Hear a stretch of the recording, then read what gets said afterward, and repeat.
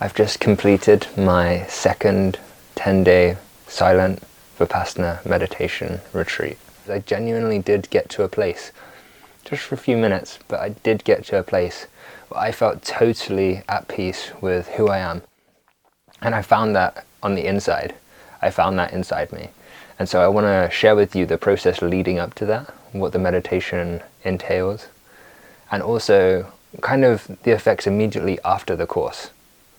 And then I also want to share with you my kind of theory for how Vipassana works, because it's a very complex meditation and there's a lot going on, and scientifically it's very hard to say this is how it works, that's how it works. But when you experience it, it's undeniable. The effects really are just undeniable. So the meditation starts off preparing you for actual Vipassana. There are 3 types of meditation that happen inside the course. The first is called Anapana, and basically it's a focus on your breath. By focusing on your breath, you find that in the 3 days you're doing this, it is a long time, your brain's thoughts just kind of sift down to the bottom. It feels like maybe before your brain was a busy intersection with motorbikes and cars rushing through it constantly, and by the end of it it's the dead of night and there's no motorbikes, there's no cars, it's just empty, peaceful road. Or another way that I really like to think about it is that it's like a dirty river with all this like residue and dregs like floating about in the river, and then by the end of these 3 days, when your meditation's kind of taking effect, all those dregs have filtered down to the bottom and you're left with this pristine, clear water. And that is exactly what happens. It's really what it feels like. You're suddenly aware of this like open space inside your brain, and that's when you know you're ready to start practicing Vipassana. Vipassana means something like getting insight. It's translated in different ways, but essentially the teaching is becoming equanimous. You're practicing a training in equanimity, which means you're practicing a training in balancing the mind. And the 2 main pillars of that balance, as it happens, are aversion and craving in the Buddhist language that it uses.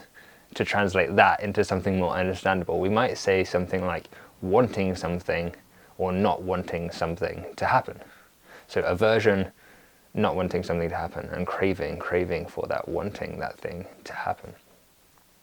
And this seems not that important when you frame it like that, but as you start to meditate, you realize that nearly every thought you have is attached to one of those things. And from one of those things, you have a reaction. So, for example, I might think that I want a tea. I want to have a sip of tea. And if I can't take that sip of tea, that's going to create pain for me, because I'm going to have that craving there going round and round in my head. And the more that I can't get it, the more painful that becomes. And that's just one example of a million ways that this can happen into your life. And the more you practice, the more expansive and vast, and you just find that there's so many aspects of life that this applies to. So you're trying to, instead of crave that tea, you're trying to recognize the thought when it comes up in your brain. Oh, I could really use a tea right now. And then instead of going to get the tea as a reaction immediately, you're trying to just see it and then let it go. Ignore it, basically. And just not want the tea anymore. Just accept that you cannot have tea and that'll be fine. And so the days from kind of 4 to 10, really, you're practicing that. And every little thing that's coming up inside your brain, you're trying to remain equanimous with it, to not feel that aversion or that craving. And it's a lot more difficult than it sounds. And it does genuinely take that long to get to grips with it. There's different stages that you go through in the meditation, and it gets deeper and deeper as you go through. And the way that the meditation works is not just thought-based, although that is important as well. It uses the sensations throughout your body, because you find when your concentration is razor sharp that you can feel sensations throughout your entire body. And by feeling those sensations, you also start to notice that sensations are tied to reactions in your body. And I'll go into that a little bit more detail later on, but for now that's just the general idea. So you're going through your body, you're scanning, kind of just like feeling the different parts of sensations and seeing if there's any reactions that come up to them and remaining equanimous. That's the whole practice, training in equanimity. On day 10 is the third meditation, and it's called metta, and basically you try and channel this peace and goodwill and good nature that you've developed throughout the course of these 10 days and send it out into the world. And it just leaves you feeling like really blissed out and happy, basically, which is a nice way and a nice buffer before you have to re-enter reality, which is kind of a shock to the system afterwards. So for me, the course was very hard compared to the first time. The first time I went in not knowing what the 10 days would be about really at all. I'd done some meditation before, but like 10 minutes, 20 minutes here and there, nothing consistent. This time, since the last course I did, I have been practicing kind of religiously. I've missed a day here or there, but really not missed much. I've either been practicing 2 hours or 1 hour, or even 3 hours at the start, the first month. So I've really managed to maintain that meditation practice. And what it meant is coming into the second one, I had an expectation. I thought it was going to be even better than the first one. I thought I was going to be able to go even deeper, and I was just going to crush it, basically. And that turned out not to be the case, because I found out that through having had those experiences, I was craving for an experience in the meditation, and there were lots of layers to that I had to unpick. On day 4, when the vipassana starts properly, I had pulled my hat down over my face during the meditation. And this was kind of the first remarkable thing that happened to me. So there's a teacher monitoring everything that happens, and if you have questions or anything, you can go up and ask them about it. The teacher saw that I'd pulled my hat over my face and pulled me over and just said, "Oh, I would like to see your face, Scott, like, just to make sure everything's okay, I think. Can you just pull it up a bit?" And I said to him, I would. Well, I can, but the problem that I'm having is that occasionally my eyes are like flicking open or just like coming slightly open. And he said, okay, well, this is quite a common thing, actually.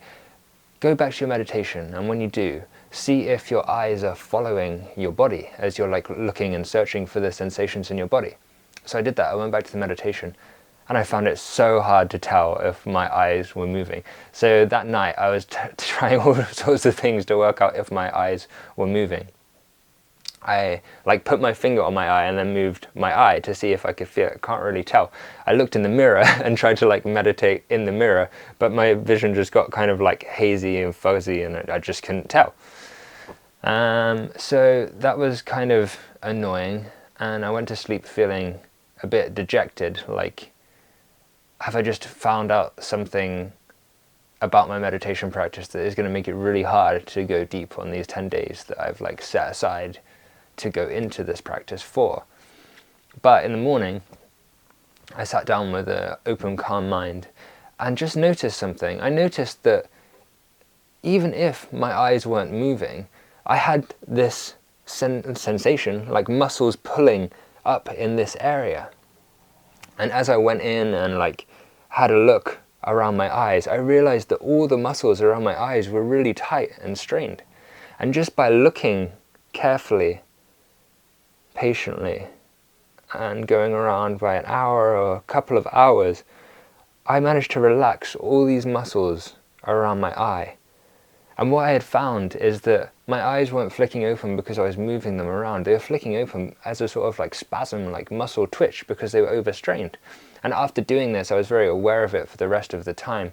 And I managed to de-strain my eyes, basically. And after day 5, they just weren't flicking open, which was awesome, because that was kind of distracting for me, even in everyday life before I came to the center.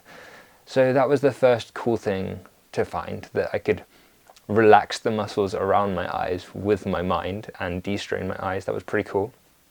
A couple of days later, I was just continuing with the practice, getting deeper and deeper and unpeeling those layers of expectations and craving that I'd found that I had. I noticed something, actually no, before that happened, I came to the moment of inner peace. I came to it by just basically being in a really concentrated state for starters. So having my mind so focused and concentrated that the feeling is like you could hear a needle drop, you know, just nothing would escape your attention and your awareness. And at the same time, no thoughts are coming up, or at least they're coming up like once every 10 minutes or 20 minutes instead of all the time, constantly. And when you get to that point, when you're looking at the sensations in your body, it's so easy to see what's going on there. And through this process, I realized that occasionally I would have this thought coming up that was like about the end of the meditation, which I think is a very common thing that people will have, you know, like, why isn't this meditation over yet? How long is it going to take? It's a very common thing to get stuck at. We're just impatient beings, I think, in general. And this was normal for me. But what I realized is that not only did I have an aversion to the practice finishing, but I had a total aversion to where I was in that moment right then. I just wanted to be in a different place. But it was this idea of wanting the meditation to end that made me realize that. When I started to think about that, it was incredibly dramatic for a start. I just had this sense that, like, oh my God, I'm not fully living in the present, even though that's what I'm trying to do and what I've been focusing on for a lot of my life. I have this desire to get into the present, you know, like it's a goal that I have to reach, or that it's a place that I'm not there yet. Like, it will be better when I get there. And then I kind of had this sense that I was already there, you know, just like the only obstacle to me getting to that place was my desire to get there. And I just removed that desire. I just suddenly was able to turn off the craving. And I was saying to myself, it sounds kind of silly, but I was just saying to myself, I surrender to the present moment in my head, just over and over again. Like, I surrender to the present moment, I surrender to the present moment, I surrender to everything that's happening in my body. And through this surrender, this total surrender, I just started feeling like waves of like bliss just rolling through my body. And because the sensations of what's happening is already really tuned up inside me, this was like super activated, you know. I really felt like these calming waves just going through me. And it's honestly probably the deepest relaxation I've ever had in my life, just being 100% there and aware and present. And I had this big smile on my face and just zoom, zoom, zoom, zoom. And I realized this is all coming from me. This peace that I feel right now is a place that I've found just through exercising my mind, just through going through this technique and this process. I have managed to do what nothing else for me could. And after a few minutes, that feeling kind of faded away and I went back to normal. It wasn't such a high-end experience anymore. And I was trying not to crave going back to that place and just accept that it had changed. But yeah, that was a really poignant moment for me throughout these 10 days. And having that, I felt like, oh, maybe I can come out of these 10 days with something significant, with something maybe not the same as the first 10 days that I did, but significant, something significant to my life. And it gave me a lot of motivation. So I meditated really, really hard from then on. And a couple of days later, I guess maybe day 8 or so, I was going through the sensations in my body. And to describe this properly, I have to go back to before the meditation center, when I was practicing by myself. There are kind of 3 different sensations that you can feel in your body at one time, maybe 4. So it's going to sound weird because you haven't experienced it. But when you go into this place, what you can feel is you either have like a dead spot where you can't feel anything, a blind spot.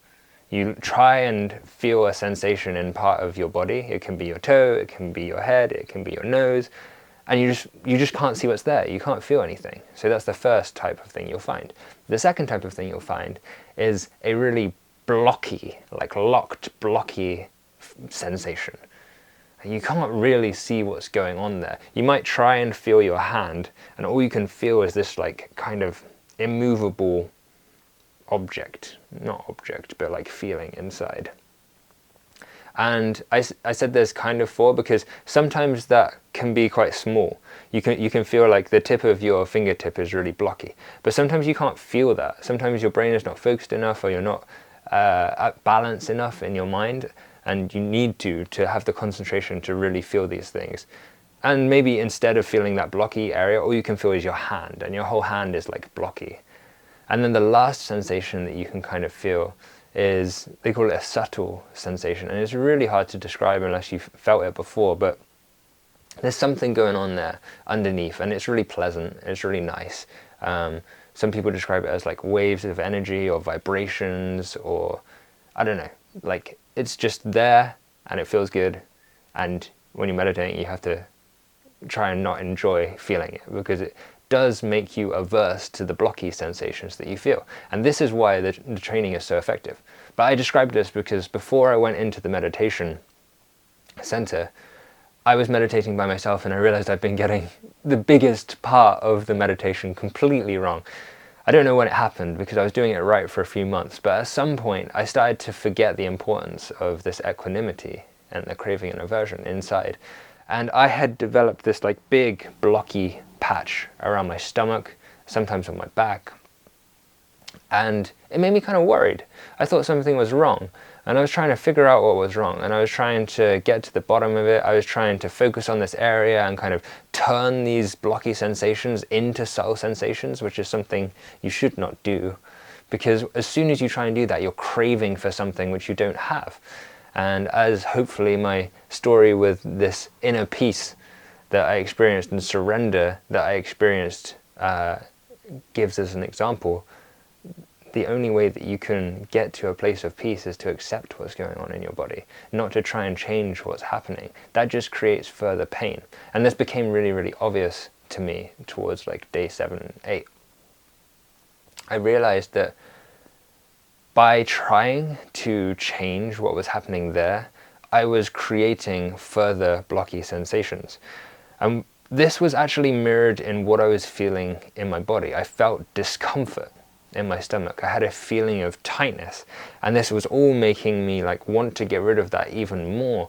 I was trying to find different ways, experimenting in different ways to try and get rid of these blocky sensations in the hope that this would release my stomach from this like tight grip that had slowly been building up over the months. And one of the things that really made the discomfort heightened was drinking coffee.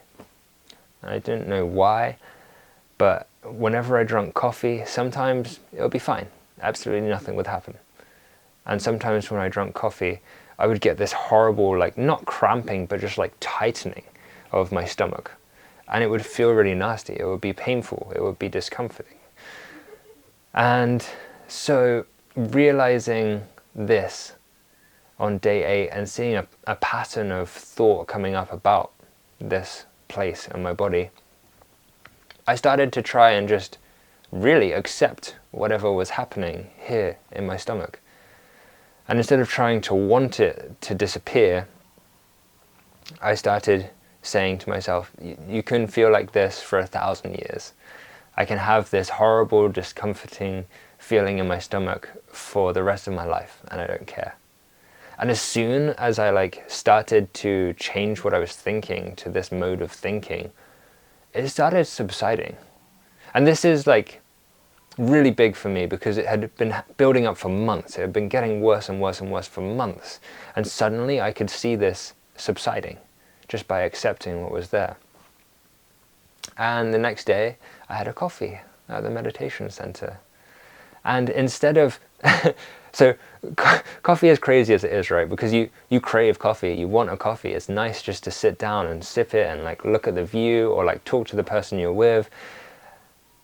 And at the same time as having this craving, when I was drinking the coffee, I realized I was averse to the idea of putting this coffee into my body because I was worried that it was impacting my stomach and what was happening in my stomach.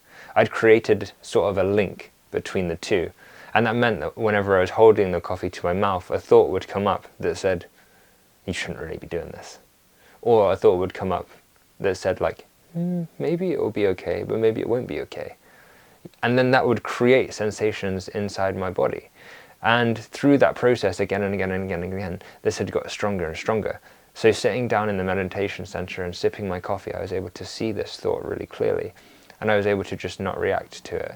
I was able to say, like, even if this does create some sort of pain in my belly, it doesn't matter. It's absolutely fine. And although this sounds like back to front and strange, it worked.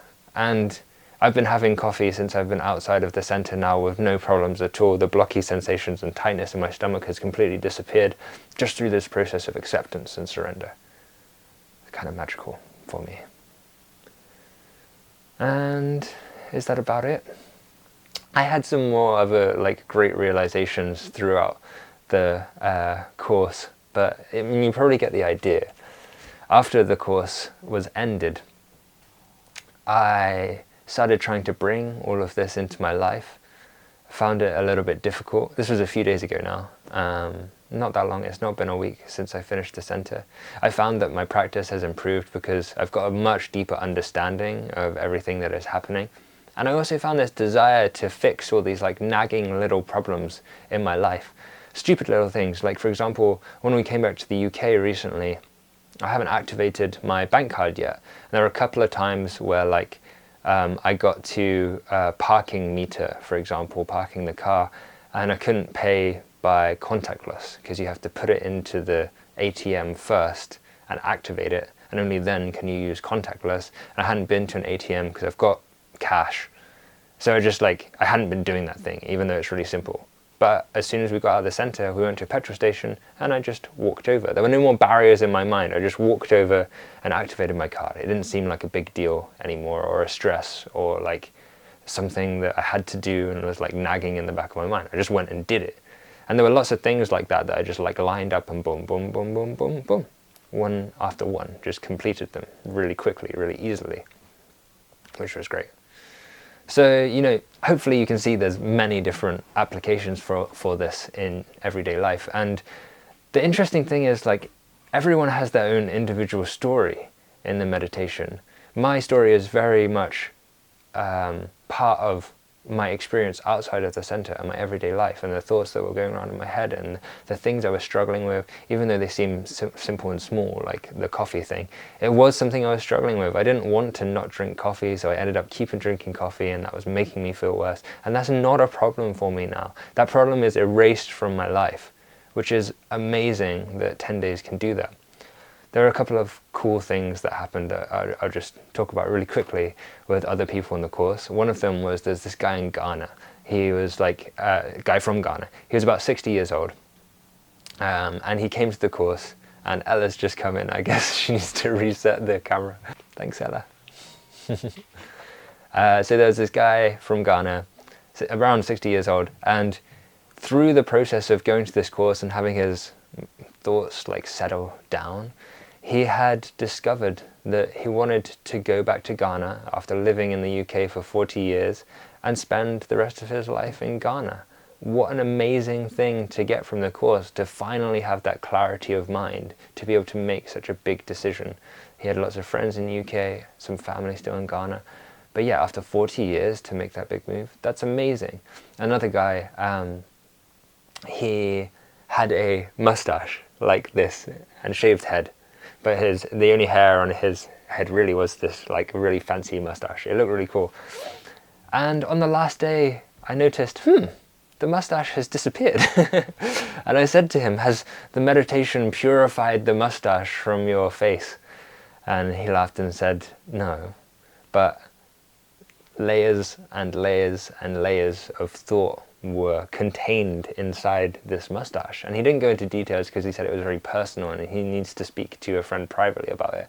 But basically throughout the course, he discovered that he could get past this thing, whatever it is, he like unraveled it and shaved his mustache, got rid of the mustache, and became a new man, which is so cool. And I just love how that's like a metaphor for what anyone who's going through the course can do. Whatever your mustache is, you can find it and you can shave it by the end of the course. And finally, I want to talk to you guys a little bit about my own theory for Vipassana. The first time I went through the course, I had no idea how it worked. I really didn't. And I think it's obvious because when I came out of the course, I wasn't practicing it 100% properly, which hopefully I'm a bit better at now. And I do feel like I have a deeper understanding of how it works, even if it is really hard to actually pinpoint and work out. Basically, I noticed that, and this is all theory, this is just my ideas and experience, and you can take it or you can leave it. But if you've done Vipassana and this resonates, or you have your own ideas, I'd love to hear them, so leave them down below if you have your own theory for how Vipassana works. I noticed that there are 3 layers of thought. And when I think to myself about this, I call it the surface level thoughts, the sensational thoughts, and the memory thoughts. The surface level thoughts are the ones that you'll all be aware of. These are the things rushing around our head constantly, telling us not to forget to lock the car when we go out, or turn off the hob, or like coming up and again, like, this project that you're working on, you need to do this thing for this project. All these thoughts happening in real time all the time. After the first 3-4 days on the meditation course, these thoughts get less and less and less and less. And as they get less and less, you start to notice that these thoughts not only are rushing around the top of your mind, but are cyclical. Many of them are cyclical. So you don't notice when it's so busy, but when it's less busy, you can see that maybe one thought comes up now, and then 20 minutes later, it comes up again. And then 20 minutes later, it comes up again. But sometimes these cycles aren't that short. Sometimes it'll be a thought comes up one day, once. And then the next day, it comes up once. This was the case with the coffee thing for me. The idea of having a coffee would actually only appear to me once in the day. So I wouldn't really notice it or put that much attention on it before the course. Those are the surface level thoughts. And as your mind quietens, this period between that cyclical cycle gets longer and longer. So a thought that might occur every 20 minutes becomes every hour, becomes every day, becomes, every week or whatever. And your mind just becomes that like quiet junction that I was talking about, or that clear water. And when you have that state of mind where these thoughts aren't coming up constantly, you can see through the surface layer. And this is an experience where you'll just have to like suspend your disbelief for a second and just choose to trust me or not. When you see through that, and you're focusing on the sensations through this Vipassana meditation, you begin to notice that when you put your awareness on some parts of your body, there is a thought attached to that part of your body. And it's really, really hard to see it. Sometimes it's like quicker than the blink of an eye, like 10 times quicker than the blink of an eye, a thought rushes past. And if your concentration isn't there, it just rushes past. But if your concentration is there, you can see it, and you see it begin.